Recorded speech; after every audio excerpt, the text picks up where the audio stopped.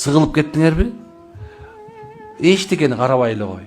Мечит Кудайдын үйү, молдонун үйү эмес. Же апырдон 5-6 кишинин үйү эмес. Мечитке бар. Намаз билбесең дагы, эч нерсе билбесең дагы, ошол жерден эле саждага бар да Кудай Таалага ыйла.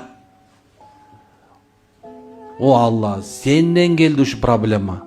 Муну сен чечпесең мен алсызмын, чече албайм дегиле. Мен чече албайм муну. Сен чечип бересиң. Сенден башка мен проблема чече турар эч ким жок.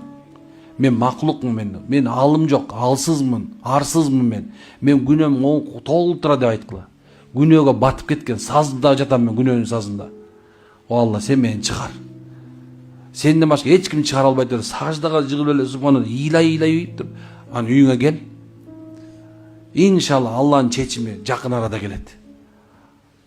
Жакын эле арада турат. Болгон Алла сени күтүп атат. Алла сени күтүп атат. Качан келер экен пендем деп. Босунун бар жөнү болгон жок.